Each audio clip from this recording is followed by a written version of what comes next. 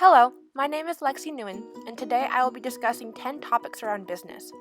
Our first topic today is budgeting. Budgeting is a tool that can help you reach your financial goals. When you budget your money, you should save to pay for your needs first and then your wants. A need is something required to live, and a want is everything else besides that. This can be represented by the equation income minus needs equals disposable income, or money that can be used towards your wants. Set goals, communicate, prevent impulse spending, keep records, and reward yourself.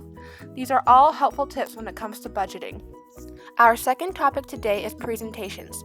Your speed and tone of voice, body language, eye contact, and pauses are all critical to a successful presentation. Your opening is a chance to grab the audience's attention. This is like the first impression of your presentation, so it needs to be interesting and engaging. The body of your presentation should answer the question, "So what?" and your closing should verbally signal the audience that you are about to conclude, and most importantly, should end with a bang. Be dynamic in the delivery of your presentation. Next, we shall discuss interviews. During an interview, you want the interviewer to see your work sell. It's an opportunity to sell you and your personality and make them believe you're the answer to their problem. Know your strongest assets and connect the dots between what they need and what you have to offer. Also, don't forget the handshake. A handshake is a good indicator of how confident you are and is one of the very first impressions an interviewer will make about you. Our fourth topic today is business ethics. Businesses create their own code of ethics in order to create a strong brand image. Ethics are the basic principles that govern your behavior. Likewise, business ethics govern a business's actions.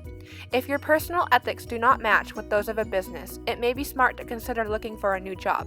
Both business and personal ethics begin and end with respect. Our next topic is economics. Economics is the framework for business. It is based on scarcity, which means we have unlimited wants and needs, but limited resources. There are three types of economies: free market, mixed economies, and planned economies. Free market economies are capitalistic and involve more people and less government. Mixed economies are more socialistic and the government controls key enterprises.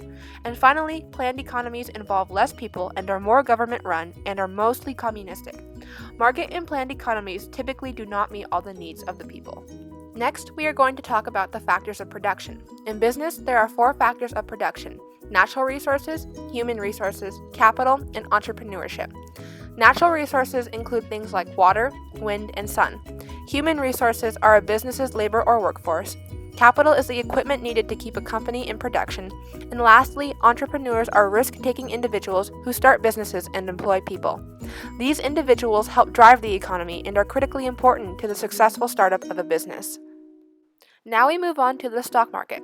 What exactly is a stock? Well, a stock is ownership in a publicly traded company and a claim on the company's assets and earnings.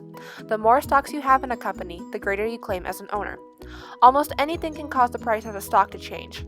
Some factors include supply and demand, earnings and expectations, sentiments and attitudes, economic indicators, and volume, or following the leader. Also, when buying stocks, it is important to avoid putting all of your eggs into one basket. This means you should diversify. Next, we will discuss the question, what makes a country a poor country?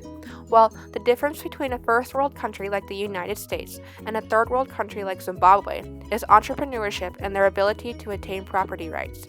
These are both government-based decisions, and when a country has poor government infrastructure, the people of that country are unable to acquire the resources necessary to successfully start a business. Next, we will talk about trade. Trade is the voluntary exchange of one item for another item or money. It is important to remember that countries don't trade. Individuals, governments, and businesses within a country trade. Most countries seek open or voluntary trade with other countries. With open trade, there are no trade barriers. Trade barriers include tariffs, which are taxes on imports, quotas, which are quantity limits on imports, and embargoes, which are total bans on a trade of a product or with a country. Our last topic for today is applicable to any area of your life, and that is SMART goals. SMART is an acronym for specific, measurable, attainable, realistic, and time-balanced. It is a guideline to help you set reasonable goals for yourself and achieve them in a specified amount of time. An example of a SMART goal would be, I want to grow my business in the next year by launching a social media marketing campaign and networking with other businesses.